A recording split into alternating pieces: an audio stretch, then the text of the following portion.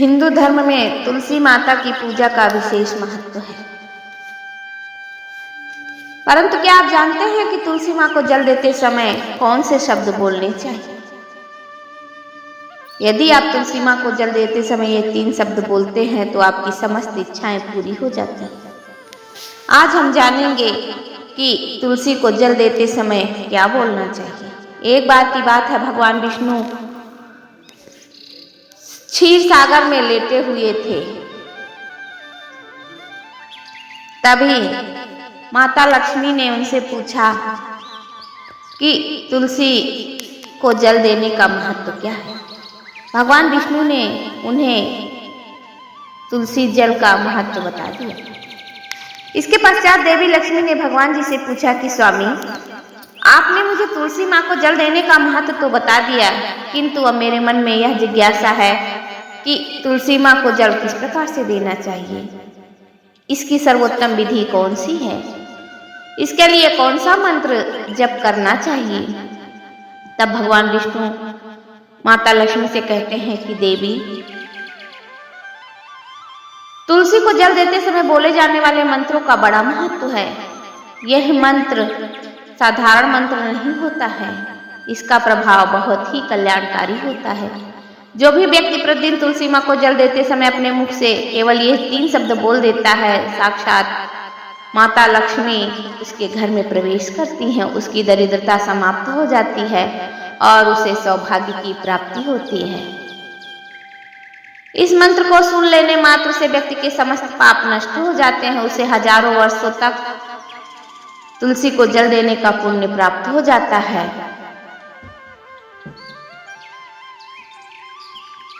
इसके विषय में एक कथा है, वो मैं आपको सुनाता हूँ। तब विष्णु भगवान माता तुलसी की ये कथा लक्ष्मी माँ को सुनाते हैं। वो कहते हैं कि दक्षिण में एक अत्यंत शोभायमान नगरी थी। उस नगरी में एक खोटी बुद्धि का ब्राह्मण रहता था। वह बहुत ही पाप किया करता था। उसका जन्म ऐसे ब्राह्मण परिवार में हुआ था जो पाप कर्म करने वाले शास्त्र ज्ञान से शून्य थे। वह जन्म से तो ब्राह्मण था, किंतु कर्म से अत्यंत दुराचारी था। वो ना तो पूजा पाठ करता था, ना ही ध्यान करता, ना जप हवन और ना ही अतिथियों का सत्कार करता था। अपने द्वार पर आए हुए मेहमानों को बिना दान दक्षिणा दिए ही क्रूरता पूर्वक भगा देता था। वह सदैव परस्त्री में आसक्त रहता था। उसे मदिरा पान करने की आदत थी, साथ ही वह मांस भक्षण भी करता था। वह खेतों में काम करके पत्ते बेचकर जीविका चलाया करता था। इस प्रकार से उस ब्राह्मण ने अनेक वर्षों तक अपना जीवन व्यतीत किया। फिर एक दिन वह दुर्बुद्धि पत्ते इकट्ठा करके बेचने के लिए पत्ते तोड़ रहा था। तभी एक काल रूपधारी काले सर्प ने उसको काट लिया और उसकी मृत्यु हो गई। बाद में यमदूत उसे लेने के लिए उस स्थान पर प्रकट हुए और उसे उठाकर यमलोक ले जाने लगे। मार्ग में वह यमदूतों के सामने बहुत विलाप करने लगा कि मुझे कहाँ ले जा रहे हो, मुझे छोड़ दो, मेरे प्राण बख्श दो। किंतु यमदूत उसे यह कहते हुए ले जाने लगे, अरे दुष्ट ब्राह्मण, तेरे पाप कर्मों के कारण तुझे सांप ने काट लिया है। अब यमदेव तुझे अवश्य घोर नरक में डाल देंगे। यमदूत उसे लेकर यमलोक पहुंचते हैं और यमदेव के सामने खड़े हो जाते हैं। चित्रगुप्त उस ब्राह्मण का लेखा जोखा निकालते हैं और यमदेव से कहते हैं कि धर्मराज, इस ब्राह्मण ने बचपन से लेकर मृत्यु तक पाप ही पाप किया है। इसने कोई भी पुण्य का काम नहीं किया है। फिर यमदूत से यमदेव ने कहा कि इसे ले आओ और नरक में डाल दो। यमदूत उस ब्राह्मण को ले जाते हैं और नरक की भयंकर अग्नि में धकेल देते हैं। अनेक वर्षों तक नरक में सजा भुगतने के बाद उस ब्राह्मण को दूसरे जन्म में एक बैल का शरीर मिलता है। बैल का जन्म पाकर वह बोझ उठाने का काम करने लगा। उसका मालिक उससे दिन रात काम करवाने लगा। फिर जब उस बैल की शक्ति कम हुई तो उसके मालिक ने उसे एक लंगड़े आदमी को बेच दिया। उस लंगड़े आदमी ने उस बैल को खुद का बोझ उठाने के लिए उपयोग किया। वह उसकी पीठ पर बैठकर घूमा करता था। इस प्रकार से उस बैल ने 8 वर्ष तक उस लंगड़े आदमी का बोझ उठाया। फिर एक दिन वह लंगड़ा आदमी उस बैल की पीठ पर बैठकर ऊंचे पर्वत पर जाने लगता है। उस पर्वत पर बहुत देर तक चढ़ने के कारण वह बैल बहुत थक गया, उसकी शक्ति क्षीण हो गई और कुछ समय बाद वह बैल बहुत जोर से मूर्छित होकर जमीन पर गिर पड़ा और आखिरी सांस लेने लगा। तभी वहां खड़े कुछ लोगों की दृष्टि उस बैल पर पड़ी और उनको उस पर दया आ गई।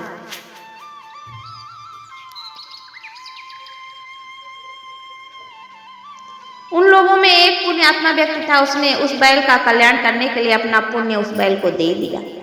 उसे देखकर अन्य लोगों ने भी अपना अपना पुण्य याद करके कुछ पुण्य उस बैल को दे दिया ताकि उसे मुक्ति मिल सके। उसी भीड़ में एक वेश्या भी खड़ी हुई थी।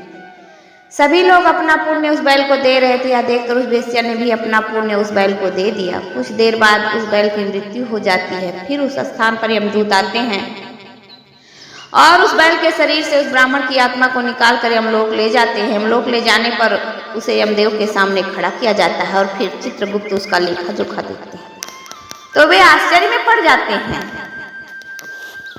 उस वेश्या के द्वारा उस बैल को दिया गया पुण्य सबसे बड़ा होता है। उस पुण्य के प्रभाव से सभी जन्मों के पाप नष्ट हो जाते हैं। फिर यमदेव उस ब्राह्मण के सभी पाप क्षमा करते हैं और कहते हैं कि हे ब्राह्मण, उस वेश्या ने तुझे अपना पुण्य देकर तुझ पर बड़ा उपकार किया।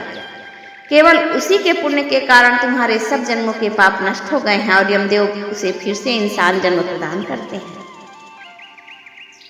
इस बार वह पृथ्वी पर आकर एक उत्तम ब्राह्मण कुल में जन्म लेता। उस महापुण्य के प्रभाव से उसे इस नए जन्म में अपने पूर्व जन्म की बातें याद आने लगती हैं।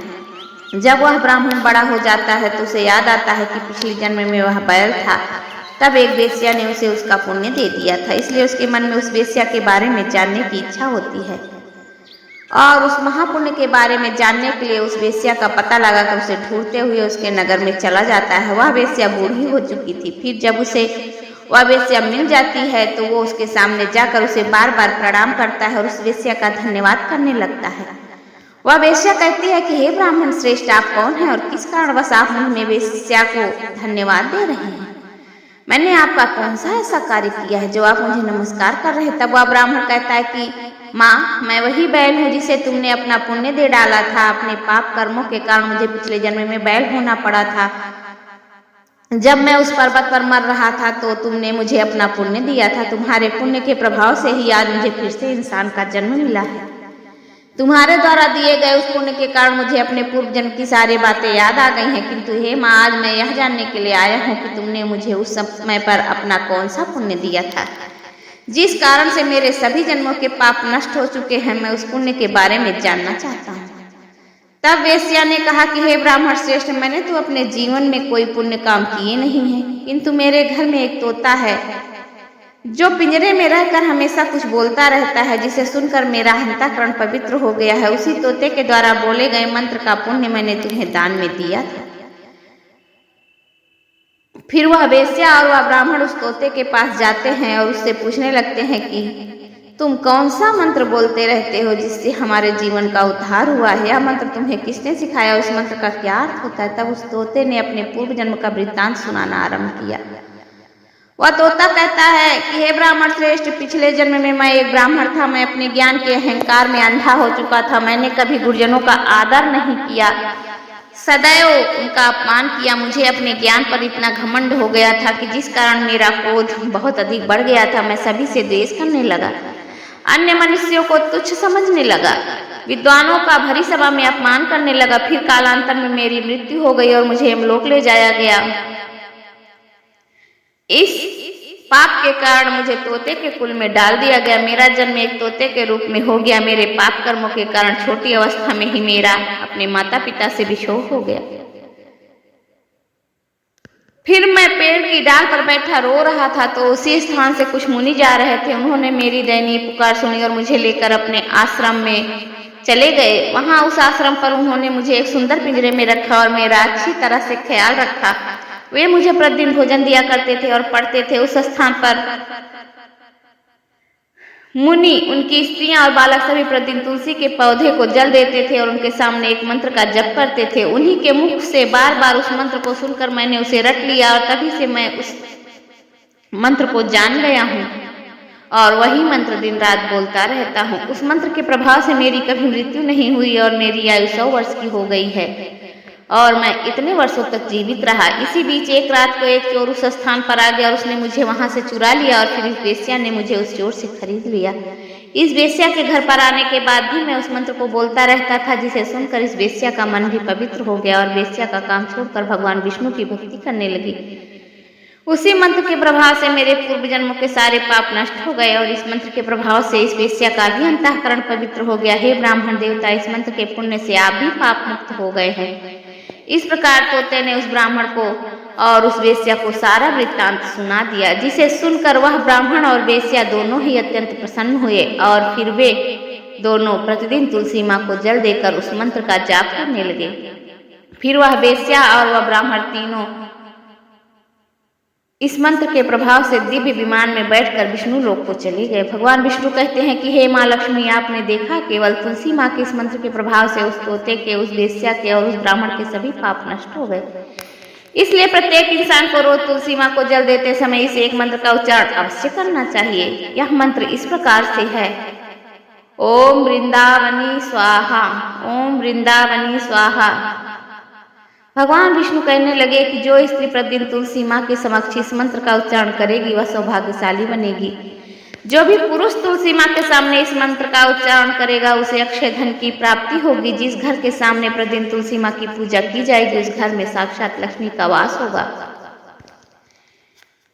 यह मंत्र समस्त फलों को प्रदान करने वाला है। जो तुलसी माँ के सामने इस मंत्र का उच्चारण करेगा उससे संपूर्ण सिद्धियां प्राप्त होंगी। स्त्रियों को सदैव ही तुलसी माँ को जल देते समय इस मंत्र का उच्चारण करना चाहिए। इससे सभी दोष पाप नष्ट हो जाते हैं। शाम के समय तुलसी के सामने दीपक जलाना चाहिए और तुलसी माँ के पास बैठकर भगवान विष्णु की आराधना करनी चाहिए। तुलसी माँ के समक्ष दीपक जलाने से इंसान को धन धान्य की प्राप्ति होती है। हजारों अमृत के घड़ों से नहलाने पर भी श्री हरि को उतनी तृप्ति नहीं होती जितनी वे मनुष्यों के द्वारा तुलसी माँ का एक पत्ता चढ़ाने से प्राप्त करते हैं। 10,000 गाय के दान से मनुष्यों को जो फल प्राप्त होता है वही फल तुलसी माँ के पत्र के दान से मिलता है।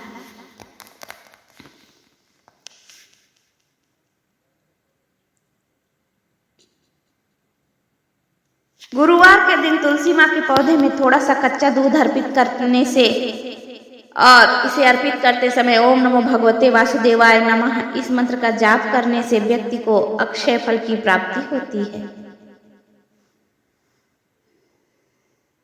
जिस घर में तुलसी माँ की प्रतिदिन पूजा होती है उन्हें जल चढ़ाया जाता है, उनके सामने दीपदान किया जाता है और यह मंत्र ओम वृंदावनी स्वाहा इस मंत्र का उच्चारण करके जल दिया जाता है। उस घर में भगवान विष्णु की कृपा सदैव बनी रहती है और माता लक्ष्मी का स्थायी निवास स्थान बन जाता है। बोलिए राधे राधे।